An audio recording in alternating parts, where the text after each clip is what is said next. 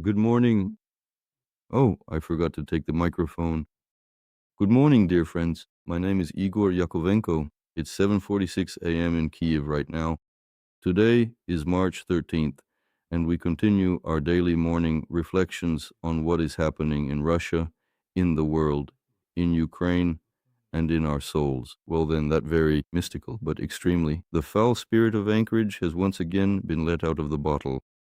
A meeting between representatives of Donald Trump and Vladimir Putin took place at a private estate in Florida. Vitek Sedkum, as well as the senior White House advisor Josh Gruenbaum, held a formal meeting with the Russian official Kirill Dmitriev. As far as I understand, this is a direct continuation of the conversation between Trump and Putin, which took place at Trump's initiative. Dmitriev said that naturally everything there was vague, that during the meeting, they discussed several initiatives and projects that could help to re-establish Russian-American relations. And of course, they also addressed various energy issues. So, once again, only Dmitriev was seen patting his stomach and talking at length about how the United States is finally beginning to better understand the key system-forming role of Russian oil and natural gas in ensuring the long-term stability of the entire world economy, and so on. He also mentioned how incredibly foolish it is to continue to impose these sanctions against Russia. Vitkov restricted his public comments to simply stating that both parties had reached an agreement to continue their ongoing negotiations. Ultimately, it is widely known that following this, the United States of America decided to ease its existing trade sanctions on Russian oil exports. In particular, several Indian oil refineries were officially granted the necessary permission to continue their purchases. To purchase Russian oil, U.S. Treasury Secretary Scott Bessent delivered what many consider to be a very amusing statement, claiming that this would not have a critical impact on Russia's ability to finance the war against Ukraine. It is certainly quite interesting to consider if several billion additional dollars end up in Russia's coffers, then what happens? How could a sum like that possibly not have a significant impact? He insists it won't have any impact whatsoever. So where will that money go then? In general, of course, it's utter nonsense.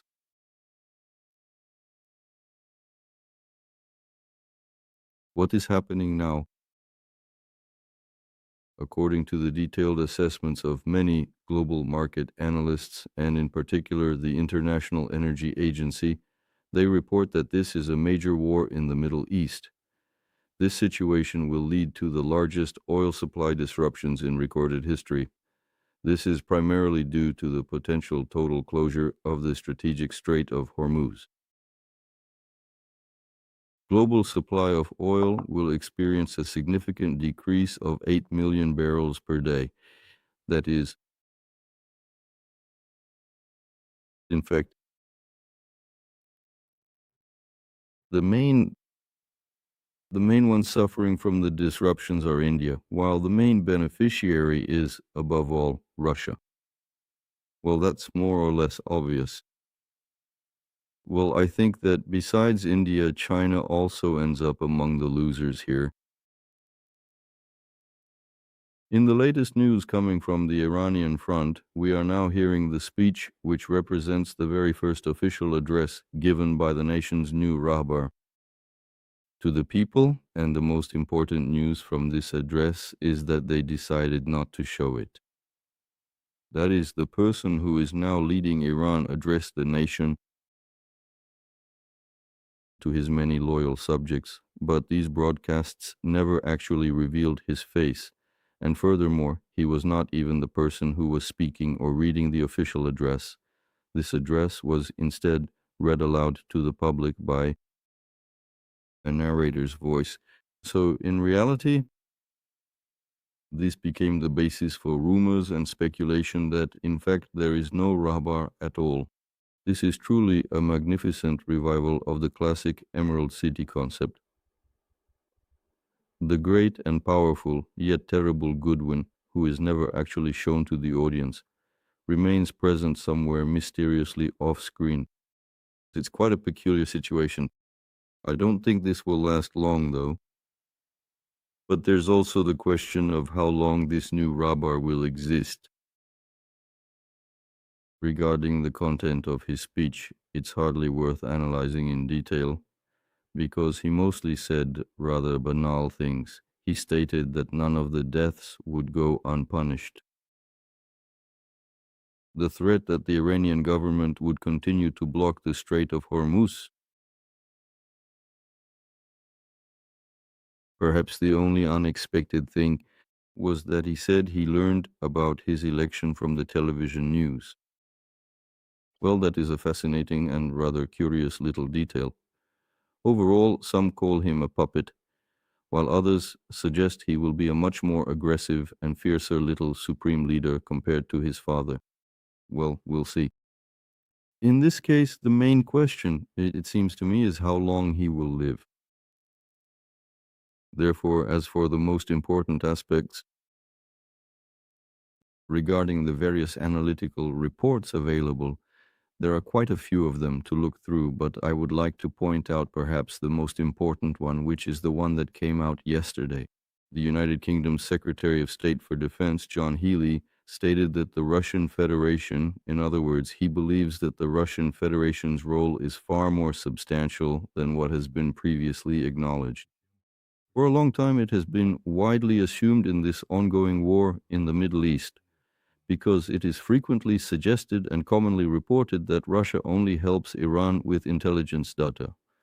But the UK Defense Minister now explicitly believes that Russia is actively and directly involved in the strategic ways that Iran deploys its drones in the war against the United States and Israel.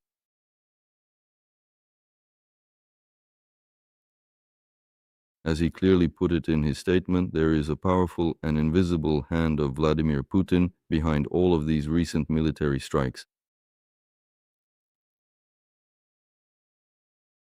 Senior strategic advisors to the UK Defense Minister, in particular Lieutenant General Nick Perry, believe that Russia has provided Iran and its allies with tactical recommendations and guidance on the effective use of drones. So, in short, the underlying logic of this specific statement made by the UK Defense Minister is that Vladimir Putin is the only world leader who is currently, at this very moment, significantly benefiting from these sky-high oil prices. Well, in fact, as it clearly seems to me, this is the first instance. He is among the very first high-ranking officials in Europe to publicly and explicitly state that Russia is directly involved in the strikes by Iran on various United States military bases, on several Middle Eastern countries, and directly on Israel. And in fact, yes. And the specific fact that all of this information is based on detailed reports from British intelligence services, well, that is quite significant. Adds weight to this concept. I must point out the fact that there is now an active global debate about whether this is already a full-scale world war or perhaps some kind of ominous premonition of a world war. There is a lot of talk about a certain unified line that the warring countries share. So the question immediately arises, and the United States of America, where are they in this war? On the one hand, they are an obvious ally of Putin. On the other hand, Putin is now supporting Iran. So Putin, this spirit of Anchorage, which still keeps escaping from the bottle from time to time, what does it mean?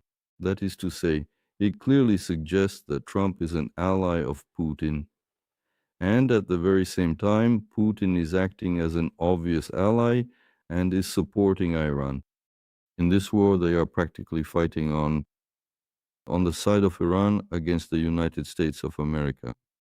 Well, that's an incredibly intricate and complex arrangement, So, anyway, there are a lot of questions on this topic, and I think we will develop this idea together and reflect on it in much greater detail. About what, I would say, the intricate geographical and political topology of this war actually is. This is a very important and interesting topic and the diagnosis allows us to understand how to act. This, in my opinion, is very significant.